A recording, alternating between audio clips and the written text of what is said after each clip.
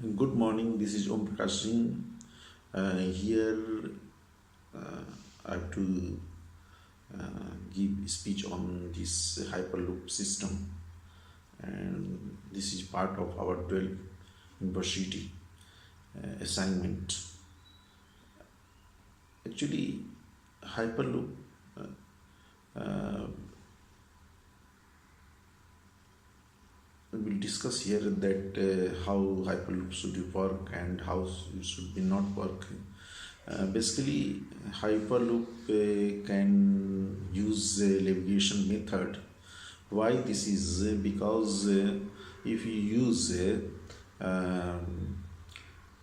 friction one, like if you normal wheel, like we have a steel wheel in train, then that create friction, and this also this bearing capacity, and this all create your problems. So in better way is that a navigation system which do not have an interface with the track, and so there will be no wear and no tear and maintenance, and very great comfortable for riding, and there will be no vibration also, and compared to normal wheel. So, and this also required less energy, and this is more environmental friendly, and this navigation can be good, and I think in this ADS is the better one. Then we talk about the propulsion. Internal, we know that internal combustion engine have a problem because there can be combustion engine, and vacuum environment and required oxygen and increase the mass. This can be hazard. Electrical. Then another is electrical motor. Electrical motor have their own advantage and disadvantage, and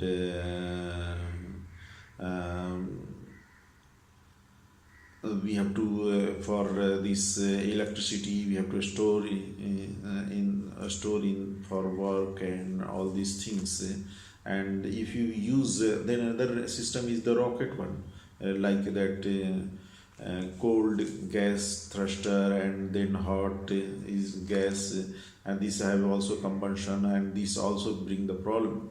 So in then then we will there is then we what should be braking system for this Hyperloop. So I think a braking system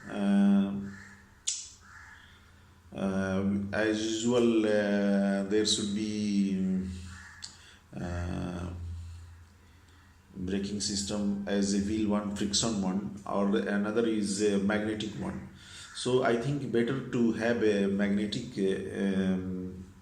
uh, braking system, and so but still if something is get fail or something got problem, still we should have this friction one braking system. So I will prefer both system will be better. Then we have a because we know that 2G or 3G is required to be comfortably land. G is a gravitational force, but 2G and 3G is also still heavy for human body, because in this Hyperloop human have to travel, and this is not for goods ones. So I think considering all this fact, better have a friction one and this magnetic one. Then we have chassis for this Hyperloop. What should be chassis for this Hyperloop system? As we know that Hyperloop carries this basically their own subsystem and this workload. workload of passenger. So and this should be work fully function integrated. So what should be this material for this chassis? So what I will like that aluminum should be outer side, because there is a lot of pressure, air pressure on working on this outer side, and inner side should be this fiber reinforced polymer. So all this together will make lighter. I understand this aluminum is heavier, but inside this will be polymer, so altogether that will be not much heavier. So then comes to power and control electronics. So I will prefer there should be a small battery, so that power should be stored in emergency condition, and power should be supply from top of the floor. If because this way we will not require heavy battery, and a power supply will also continuous. Then comes to this design and safety. This design should be such as that that should be not more expensive, and that should be economical.